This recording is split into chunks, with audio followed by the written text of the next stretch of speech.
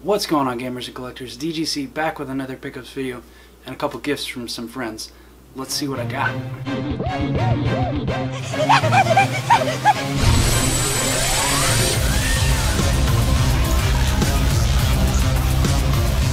Alright, so first off, let's go ahead and jump into a package from Rocker Gaming.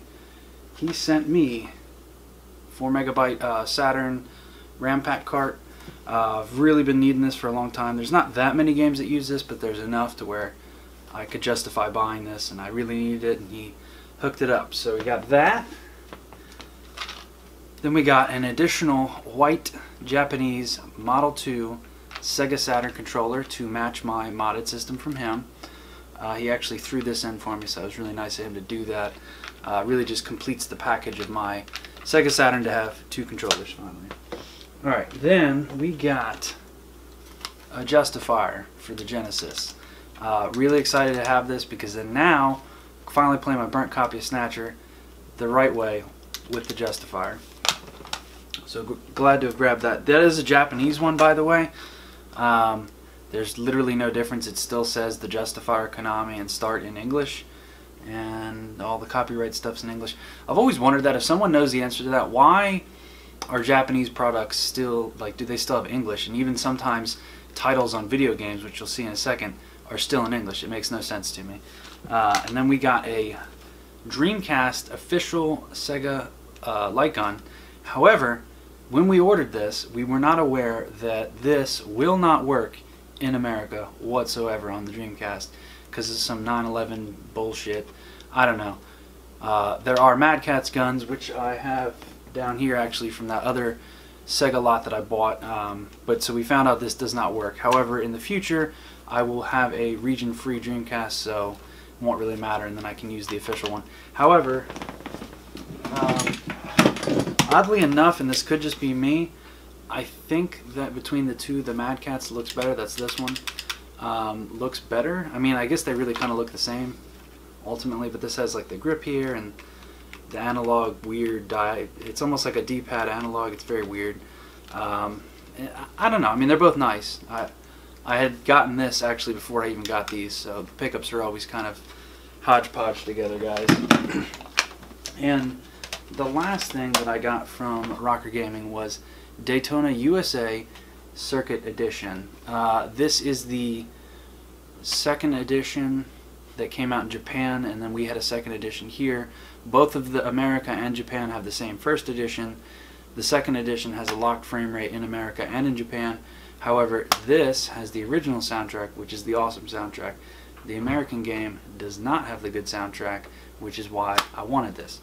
And for a future video, I'm actually going to do a three-way comparison of all three versions. Well, the two American versions and the second Japanese version. So we'll go ahead and check out all three of those versions. I think it could be kind of a fun video. Plus, I'm just curious to see the actual absolute differences of each version. But yeah, so that's all from Rocker Gaming. Glad to have grabbed that stuff. And then, well, we'll go for these. I picked these up with my buddy Nick at a local store. This is sort of the Berserker Guts Rage for the Dreamcast. Got a little glare there. And then we got Zombie's Revenge. So for anybody that occasionally watches the live streams, I actually live streamed both of these a few weeks ago. Definitely enjoyed both of them. So this is an anime, or anime, however you want to pronounce it. Actually pretty cool. Looks like it has a good story, and I honestly cannot wait to jump into that. Graphics are really good on this one for a Dreamcast game. And then the Zombie Revenge game, I played it again, enjoyed it. Definitely wouldn't mind beating this. Very arcade-like, which makes sense for a Dreamcast game, but pretty fun game. I don't really know how to describe that. I mean, it definitely plays like something I've played before, but I can't really describe it. But so that grabbed those two, and then I finally got to see my cousin again. We don't really get to see each other as much as we used to for any long-time subs. He's appeared, I don't know, maybe 10 times throughout the channel. Too many games and various random hunting adventures with Nico is I think what I titled them. I'll link them up in the right here. So he finally gave me two Sega CD games that I've been dying to have that he found at a store in the wild, and I bought my Sega CD.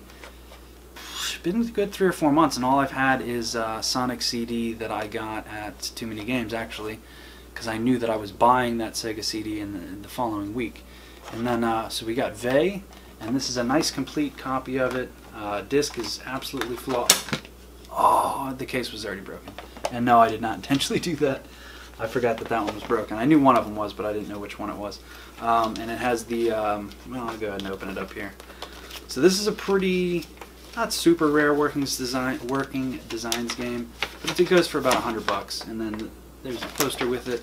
Apparently this is kind of a really like hidden gem of the working designs. That not a lot of people talk about this one specifically, but the story on this one actually really intrigues me. So like a robot comes to the earth and a whole bunch of nonsense. I played it for about an hour and honestly got stuck, so I'll have to jump into this one when I have a little bit more time. It doesn't have the foam, and I know a lot of the working designs games have different discs, so that's the one that I got in there. Very excited to give this a shot though. And the other one, also very glad to have gotten this. This is Lunar 1 for the Sega CD.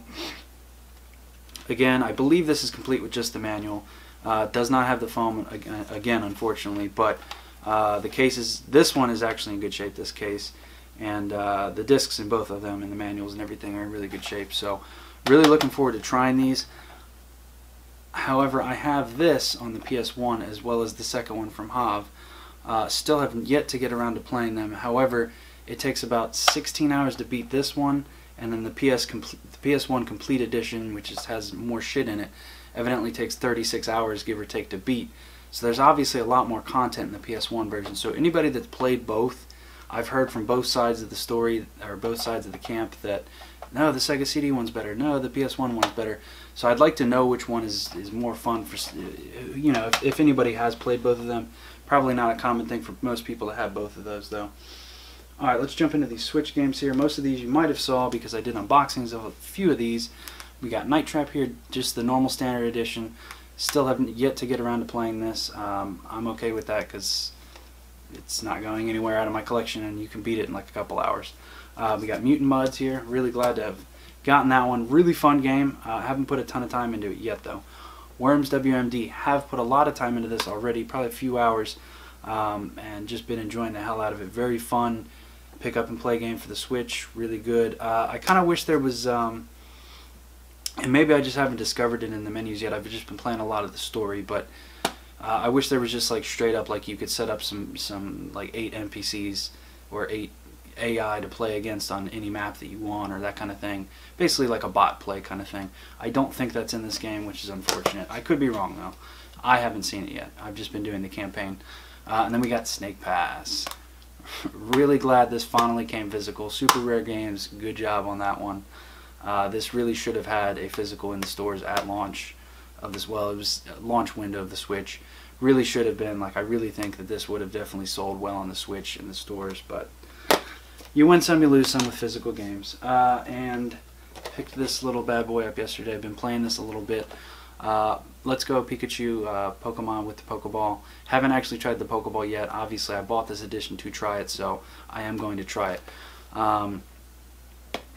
Pretty fun. Like, as somebody who grew up in the 90s with Pokemon Red, Blue, and Yellow, then Gold, Silver, Crystal, and so forth. Like, I was the original Pokemon generation.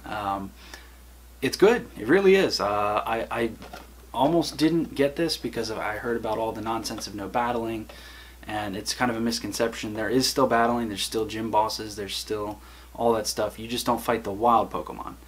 So essentially the wild Pokemon you catch with the ball, kind of like Pokemon Go. Well, not kind of. It is Pokemon Go mixed with Pokemon Red and Blue. Well, essentially Yellow, because it's basically Pokemon Yellow, which is basically Pokemon Red and Blue. But it's honestly really fun. I would definitely look into a lot more reviews. I'm not going to be reviewing it or doing any of that because Nintendo with their lovely copyright strike stuff, but really solid. Like, I really honestly, if you're really into Pokemon and you're really hesitant about this one, I don't think you should be, because I can see myself really enjoying this all the way till the end of the year and just really savoring every minute of it. And it's honestly, it kind of reminds me of that childhood nostalgia of playing Pokemon for the first time, which frankly is something that I've kind of been chasing my entire life to get that back. Playing Pokemon Red as a kid was one of my favorite experiences gaming. I mean, honestly, like, that was the first RPG I ever played, and I just absolutely cherish the memories that I hold with Pokemon Red and Blue, and Yellow for that matter. Red being the first version I got, and then as a stupid little 9-year-old, I didn't realize that Pokemon Blue was literally the same thing with different Pokemon, but like in my brain I convinced myself that it was a totally different experience and beat both of them fully, and then I bought Yellow, and I have a lot of fond memories with Gen 1 Pokemon. All the other ones I didn't even buy Ultra Sun or Ultra Moon, and you know, there was a few that I even missed out on throughout the years, but the original generation, if you have fond memories of the first three, just do yourself a favor and please try it. It really is good. Alright, then I did not unbox this one because by the time I got it, I looked it up and there was already like 10 unboxings of it, so I was like, oh, whatever. This is RXN, there's a full name to it, RXN Raijin. It's a shoot 'em up for the Switch exclusive, and this comes in a nice thick cardboard case, which is always a plus for me.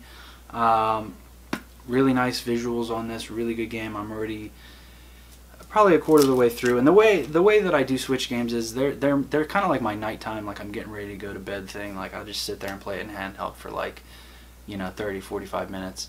And it's funny because if you're a long time subscriber, you've probably heard me bitch about not using my Switch a lot, and then even not using it in handheld mode a lot. The older that I'm getting, the more convenient that it is a handheld that it is, because like I can just sit there and multitask and watch something on Netflix that everybody at work's talking about, and then play a game at the same time, and or just, you know, I just want to lay down and just play some games. And you know, the Switch really is kind of appealing to me as I get older and older, and it definitely is a good system, and it's finally starting to get the games that really make me glad to own the system. Now, the last one here actually is my most recent unboxing, which is SNK 40th Anniversary Collection. Again, nice solid cardboard. Gotta love that. Really solid collection. I've actually been playing this a good bit as well, being that I reviewed it, but I also truly do stand behind it. I would tell you if it was a shit collection. It's not. It's a great collection. It really is. And I mean, I really still believe there might be a few of these left on the website, and this collector's edition, it really is nice, and it's limited to like 5,000, so it's fairly, maybe 10,000, it's 5 or 10,000. And I mean, it's a really nice limited edition, it really is, and glad to have it in the collection. I mean, I don't pick up everything for the Switch, like I don't do any of the third parties. It's mainly just exclusives or like indie games that get exclusively released physically for the Switch. Alright, let's jump into this. So I actually picked up Samurai Showdown Zen for the 360, as well as those two Dreamcast games together in one purchase. This is another exclusive for the 360, as you can see up top here. That will be a exclusive set that comes out of videos once I'm done the original Xbox set. This is an obvious exclusive, but I was actually talking to, I think it was Rocker Gaming actually, about how a lot of the exclusives on the 360 are just straight up not labeled, whereas a lot of the original Xbox ones are for the most part. It's kind of weird how that worked out, but... And then if you watched the last pickups video, you would know that there were two 360 games at the end that Romy Dan so kindly pointed out that I completely mentioned and then didn't show in the video, that being Full Auto and Chrome Hounds. So these are two very early titles for the 360, both exclusive. The sequel to this is exclusive to the PlayStation 3, which I also own. Both of these are fantastic games. My one cousin, not the one that's in the videos, was so addicted to this. This was all he played for like 2 years straight until they took the servers down. This one, when it came out, I was super addicted to it because I was, you know, I guess I would have been about 16 when this came out, and just race cars and then guns, and it was just a perfect mix. And like, if you can find this at GameStop, it's not rare, but if you can find it at GameStop, because it's so old, it's under $5, and and same with this, cannot recommend either of them enough. They're both really great exclusives to the console, and just really great games in general to play. And again, I just have a ton of memories with these, and really just two great games. And an Xbox One title. This is Red Dead, the special edition. For any of you that follow me on social media, that you'll see that I've been indifferent about this title. I'm enjoying it. It's fun, but it's too big. It's tedious to deal with the horse and to deal with Arthur with the grooming and the bathing and changing of clothes and taking care of the horse and having to eat, and all that stuff's really cool, but like that's not what I like had signed up for with the game. Like I guess that's partially my fault for not doing more research on the game. I didn't really want to watch any trailers or any reviews or any videos about it until I got it, because frankly, unless it's like a retro channel, like retro focused channel like mine, where they're just spoiling, you know, clips of the game, like I don't want to see any of it before I get the game. I mean, YouTube has benefited collectors and gamers in a lot of senses, but also kind of ruined it in a lot of senses too, because like I don't want to see what the third boss fight looks like before I, you know, in any game, before I enter that room. You know what I mean? Like, to me, that's why sometimes I just don't watch certain stuff. But either way, it's a good game, don't get me wrong, but I'm indifferent about it because the story hasn't really picked up yet, although I'm told at Chapter 3 it does finally pick up. But yeah, so I picked this up on the Xbox One because I have an Xbox One X, so obviously this is the best way to play this currently. There is a PC version coming out. Rest assured, they're not going to miss out on that opportunity. PC gaming is not like it was when GTA 4 came out, where it was like, well, not that it was niche back then, or not that it's ever been niche, but I mean, Rockstar's focus back then and prior was like all straight up on consoles, but they've been embracing PC more, and rest assured this is coming to PC, and frankly I'll probably buy it again on PC just to replay it there and play it in 60 frames, and it'd probably just be that much better of a game. But the intro to this game was annoying but also awesome at the same time. It took so long to do, it really did. It was you start out on this like snowy mountain, and then you end up at this train part, and it was really fun and all, but like it almost just seemed like it was so damn long, honestly. But it is a good game. I'm kind of harping on it here, but it is a good game. I'm sure some of you I'm sure have beat this already, but I guess leave down in the comments if you beat it yet or not. Then we will go on to the package that I got from Tyler Stevenson. He sent me 2 Sonic games, Sonic Colors, which I've been looking for ages, and Sonic and the Secret Rings. Again, I've been looking for good copies of these for a long time, because you can find these anywhere, but to find a good copy is kind of uncommon. He randomly texted me, he's like, yo, you need these? And I was like, yeah, I absolutely do need those, and actually really want them. I've never seen, this is a Target exclusive version of this, so it comes with a DVD that has comic book DVD from Archie Comics, so I guess it's some kind of digital comic that you can like press the button through. I haven't tried that. Actually, you can't play DVDs on the Wii, so I guess you would have to have an actual DVD player to play that. That's kind of funny, which, I mean, obviously I do, but so these were from Steve. Big thanks to him for that. I'm not a huge Wii guy, but I mean, like, I know this one a little bit less so, but I know this is a solid ass game, so definitely glad to have added those to the collection. Now we got a bunch of PS4 stuff here. I did an unboxing of this as well. This is Cosmic Star Heroine. I haven't jumped into this yet. I'm going to wait until there's like a lull to jump into this, because this is a game that I've really been wanting to play, and I really want to just start it and soak in every ounce of the story and talk to every NPC and really just enjoy this, because this just looks like this is kind of a what will be referred to as a hidden gem in the future kind of thing. It is digital. It's on pretty much anything you can possibly imagine. However, physically this is only on Switch and PS4. Switch is in the future. I don't plan on buying it again, but I can't wait to play this. I really can't, because this is basically, it's pretty much like a Genesis game is what they were, well, more or less a Sega CD game is what they were aiming for, and that's proven by what's in here. So check out that unboxing if you haven't. Really fantastic. This is probably one of my favorite limited editions that I've gotten for the PS4, and then potentially of all time for any console, just because of the cool Sega CD and the nice manual that's in there. It's got like artwork, and it's full color, like beautiful colored manual. One of the best manuals I've ever seen, or art book manual, whatever you want to call it, in a limited edition, but really fantastic. Nice little pickup there. And then we got 6 games here. Alright, so I really wanted Soul Calibur 6, which tells you what this game is. Soul Calibur 6. I really love Soul Calibur. I was a big fan of the Dreamcast one, and then I think I played the third one on one of the consoles. I think my buddy had it on PS3, and then I ended up buying it on 360, And then I bought Soul Calibur 5 day one, I believe, for 360 as well.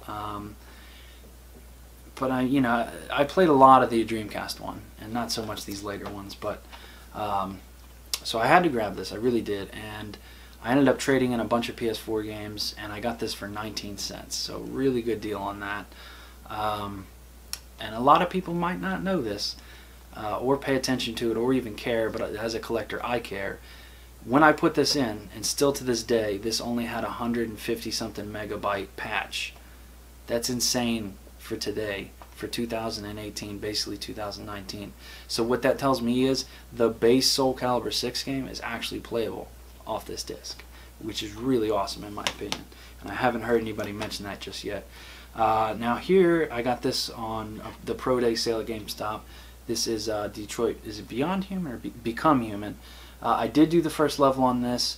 I haven't gotten too far into it yet because I'm sure you know this, it's like once you pick up too much shit, it's like hard to juggle what you want to play, and like I'll talk back on that more in a minute. But and then we got Stardust Galaxy Warriors.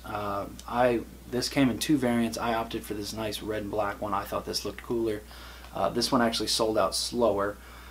This is number 1,108 out of, I think it was 2,000 maybe, or 1,500 of these, and I really just like this red and black design, so I opted for that one. Then we got a limited run game here. This is a Thumper, which has VR support, so I had to grab that. Really cool game here. And another VR game, which I got these two at the Pro Day sale as well. This was Creed Rise to Glory.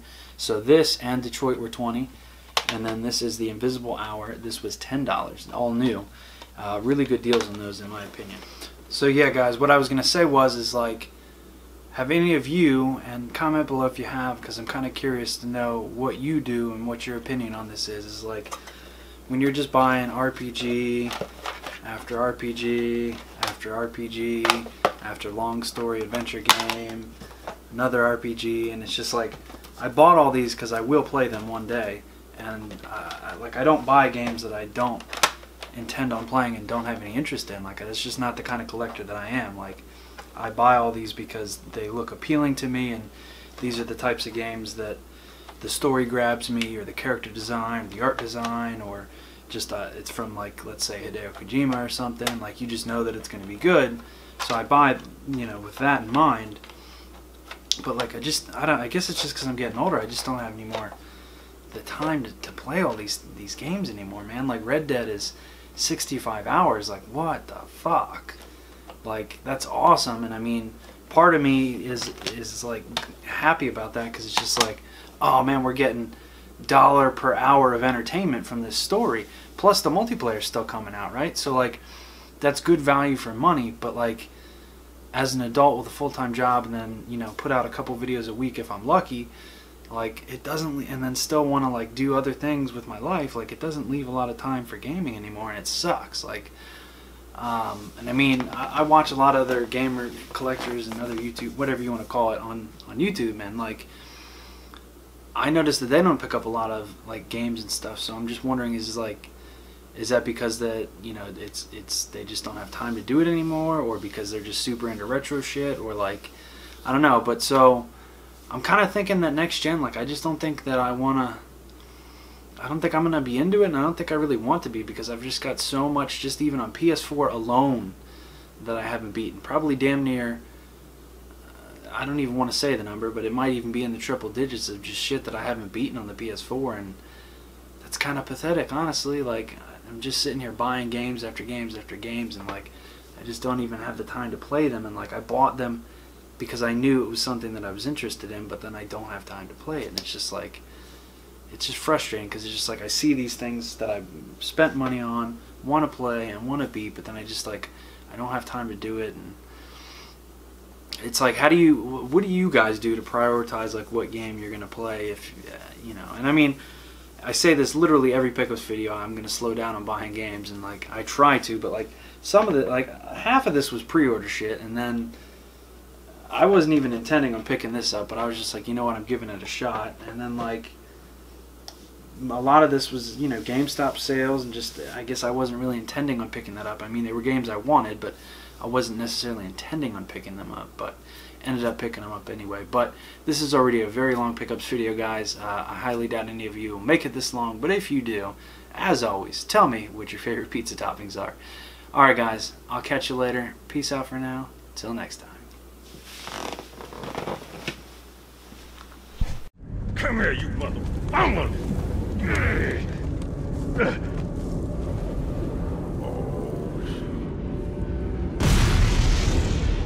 This is it, baby.